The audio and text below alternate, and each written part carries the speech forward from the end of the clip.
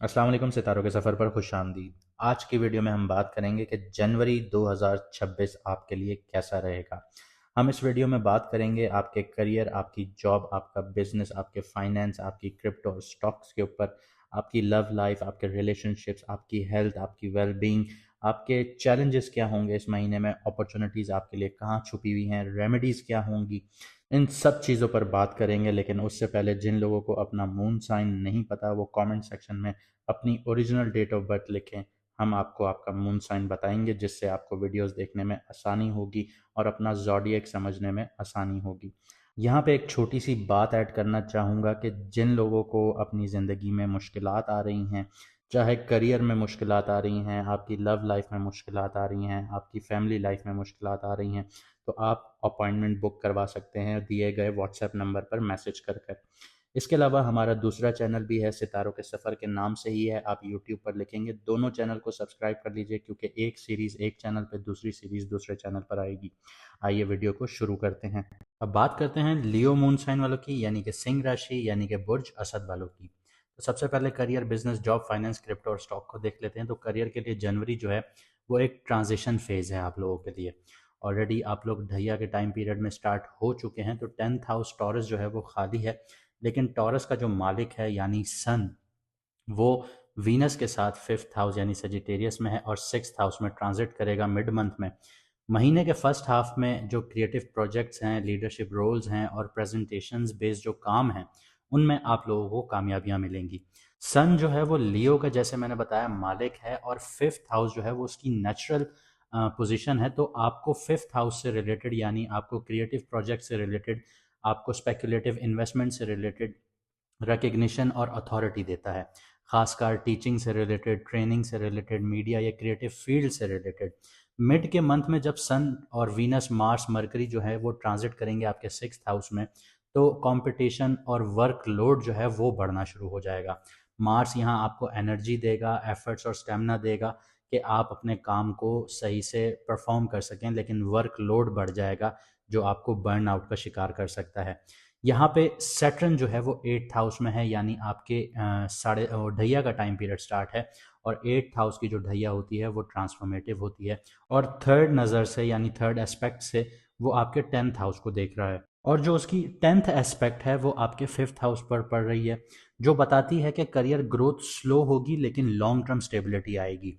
Finance के लिए जो अगर बात करूं तो सेकंड हाउस आप लोगों का विर्गो है, उसमें कोई डायरेक्ट प्लैनेट नहीं है लेकिन जुपिटर रेट्रोग्रेड है, वो 11th हाउस में बैठा हुआ है आप लोगों के लिए। तो यहाँ पे आपके जो गेन्स हैं वो आपको मिलना शुरू होंगे बहुत ही तेज़ स्पीड में। उसकी वजह ये है कि जुपिटर जो है वो अत्याचारी मोशन में है। अत्याचारी मोशन ये है कि वो अपनी स्पीड से ज़्यादा तेज़ चल रहा है।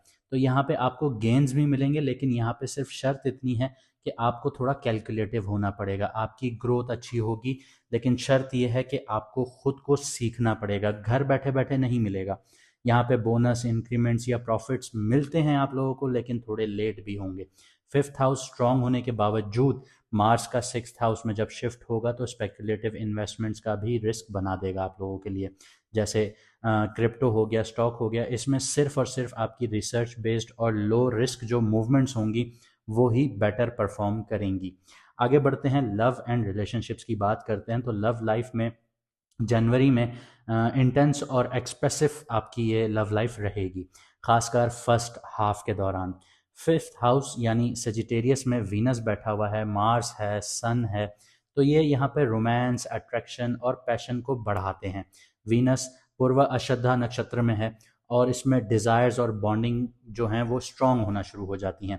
लेकिन मार्स के साथ होने की वजह से यहाँ पे बेसब्री, इम्पेशंस, आर्ग्यूमेंट्स भी आ सकते हैं। सिंगल्स के लिए कोई एक्साइटिंग कनेक्शन बनने के चांसेस हैं, लेकिन इमोशंस आपके फास्ट मूव करेंगे। शादीशुदा और पार्टनरशिप्स के लिए 7th हाउस जो है वो एक्वेरियस है आप लोगों का, जहाँ पे राहु बैठा हुआ है, तो ये अनप्रिडिक्टेबिलिटी लेकर आता है। पार्टनर का बिहेवियर कंफ्यूजिंग लग सकता है आप लोगों को, या सडन डिस्कशंस हो सकती हैं।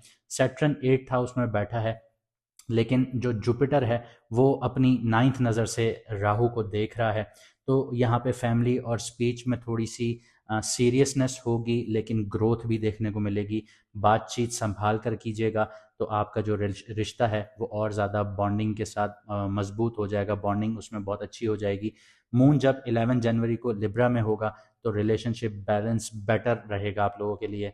जब 21 जन को एक्वेरियस में होगा मून, तो पार्टनरशिप मैटर्स को सेंसिटिव बना सकता है।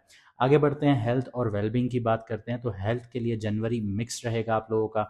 6th हाउस कैप्रिकॉन है, मिड मंथ के बाद यहाँ पे ज़्यादातर प्लैनेट्स आ जाएंगे, तो यहाँ पे आपको फटीग, मसल स्टिफनेस या डाइजेशन इश्यूज देखने को मिल सकते हैं।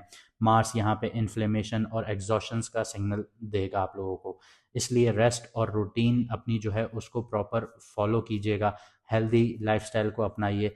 मरकरी की प्रेजेंस जो है वो ये बताती है कि मेंटल स्ट्रेस बहुत ज़्यादा रहेगा, और मरकरी यहाँ पे आपको न्यूरो सिस्टम से रिलेटेड भी इश्यूज दे सकता है। 8th हाउस स्पाइसेस में सैटर्न बैठा हुआ है, और ये थोड़ा सा क्रिटिकल पॉइंट है क्योंकि ढैया का भी टाइम पीरियड है, तो क्रॉनिक इश्यूज यहाँ पे आ सकते हैं, स्लो पेस पर सरफेस पे आना शुरू होंगे। खासकर अगर पहले से कोई प्रॉब्लम थी जिसको इग्नोर किया गया था तो वो अब सरफेस पे आना शुरू हो जाएगी। मून फेसेस भी बहुत इंपॉर्टेंट है यहाँ पे, जैसे 4 जनवरी को मून जो है वो कैंसर में होगा, तो इमोशनल हीलिंग के लिए अच्छा टाइम पीरियड होगा। जब 13 जनवरी को मून स्कॉर्पियो में होगा तो मेंटल हैवीनेस बहुत ज़्यादा क्रिएट होना शुरू हो जाएगी आप लोगों के लिए, तो प्रॉपर स्लीप लीजिए, हाइड्रेशन से हेल्थ काफ़ी अच्छी और स्टेबल हो सकती है आप लोगों की। कौन से चैलेंजेस हैं इस महीने में और अपॉर्चुनिटीज़ कहाँ पे छुपी हुई हैं उनको भी देख लेते हैं। चैलेंज ये है कि ईगो और बेसब्रापन, इम्पेशेंस से आप लोगों को नुकसान हो सकता है, खासकर आपके रिलेशनशिप्स में और काम की जगह में या कंपटीशन से रिलेटेड। अपॉर्चुनिटी आप लोगों के लिए ये है कि पहले हाफ में जो क्रिएटिव एनर्जी होगी और सेकेंड हाफ में डिसिप्लिन एफर्ट्स जो होंगे, अगर सही से बैलेंस हो जाएं आप लोगों के, तो ये लॉन्ग टर्म सक्सेस आप लोगों को दिलवा सकते हैं। आप कुछ रेमेडीज़ की बात करते हैं, तो रोज़ाना जर्नलिंग कीजिए ताकि ब्रेन फॉग ना हो, मेंटल क्लैरिटी मिले आप लोगों को। इसके अलावा माइंडफुलनेस और ब्रीदिंग एक्सरसाइजेस कीजिए ताकि आप लोग रिलैक्स रहें। रोज़ ग्रेटिट्यूड जर्नलिंग कीजिए, ऊपर वाले का शुक्र अदा किया कीजिए कि उसने आपको बहुत अच्छी ज़िंदगी दी, उसने आपको नेमतें दी। जब आप शुक्र अदा करते हैं, अपने बुरे वक्त में भी शुक्र अदा करते हैं, तो अल्लाह ताला आपको आपके मुश्किलातों को ख़त्म करता है और आपको बढ़ा चढ़ा कर देता है, कि वो कहता है कि मेरा जो ग़ुलाम है वो मेरे से इतना खुश है कि वो मेरा शुक्र अदा करता है, चाहे मैं उसको मुश्किलात ही दूं तो फिर उसकी जो अज़मत है, जो उसकी शान है, वो गवारा नहीं करती कि वो अपने ग़ुलाम को तकलीफ़ में देखे, तो वो इस इंसान को निकालती है। तो इसीलिए कहते हैं कि शुक्रगुज़ारी करनी चाहिए। इसके अलावा फूड डोनेशन ज़रूर कीजिए, लोगों को सदका खैरात में खाना खिलाइए, ये आप लोगों के लिए बेस्ट रेमेडी है। और अपना रेस्ट और हाइड्रेशन अच्छा रखिए। 2026 आपके लिए बैलेंस का महीना होगा। अगर आप क्रिएटिविटी और डिसिप्लिन को साथ लेकर चलते हैं तो ये फेज़ आपको ज़्यादा मैच्योर और सक्सेसफुल बनाएगा। जाने से पहले मैं फिर आपसे ये कहूँगा कि आप हमारे दोनों चैनल सब्सक्राइब कीजिए, क्योंकि एक सीरीज़ एक चैनल पे, दूसरी सीरीज़ दूसरे चैनल पर आया करेगी, ताकि आपका और हमारा राब्ता मुनक़ता ना हो। मुझे दीजिए यहाँ से इजाज़त, मिलते हैं अगली वीडियो में सितारों के सफ़र पर।